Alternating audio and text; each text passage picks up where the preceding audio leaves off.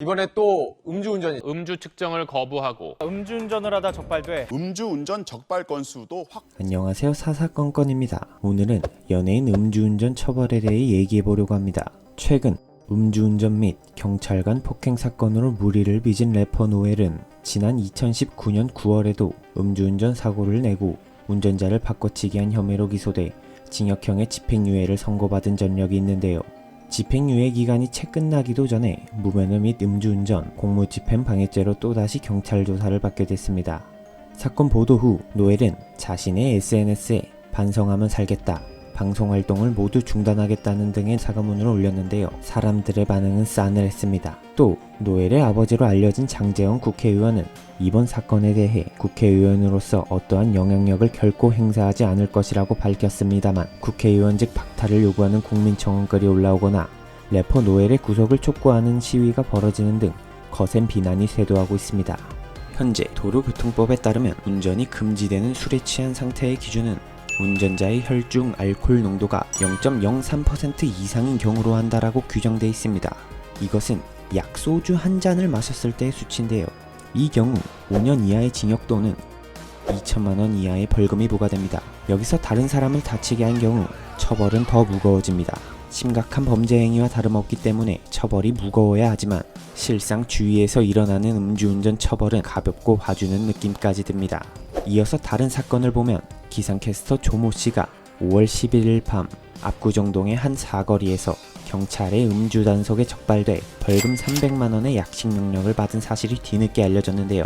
당시 혈중 알코올 농도는 면허 정지 수준이었다는데 고작 벌금 300만원의 약식 명령을 받고 아무 문제 없이 최근까지도 한 방송사에서 날씨 예보를 전달했다고 합니다. 지난해 11월 음주운전 혐의로 벌금명을 받은 배우 배성우 씨가 출연 중인 드라마에서 중도 하차하고 자숙의 시간을 가지고 있는 것과는 사뭇 다른 행보네요. 걸그룹 애프터스쿨 출신 리지는 지난 5월 강남구에서 앞서가던 택시를 들이받는 음주운전 사고를 냈었죠.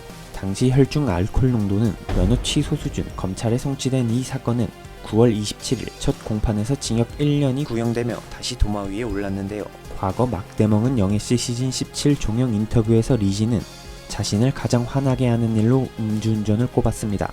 과거 발언을 접한 네티즌들은 위선적이고 이중적인 리지의 태도에 또 한 번 실망했습니다. 재판에 앞서 14일 자신의 인스타그램 라이브를 통해 잘못을 사과하고 오열하는 모습을 보였으나 사람들의 반응은 냉담했습니다.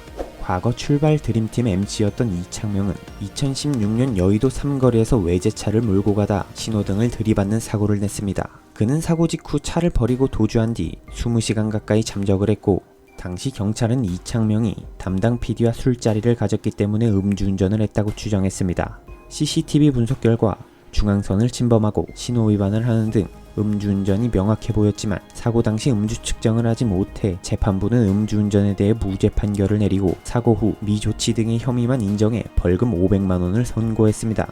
연예인 음주운전 사례는 적발될 때마다 큰 논란이 됐지만 아직까지 끊임없이 일어나고 있습니다. 대중 앞에서는 공인으로서 본보기가 되어야 할 연예인이 살인행위나 다름없는 음주운전을 한다는 것은 매우 심각한 일인데요. 자숙 후 쉽게 방송에 복귀하는 연예인의 사례에 대해 음주운전에 대한 사회적 경각심이 덜하다는 지적도 나오고 있습니다.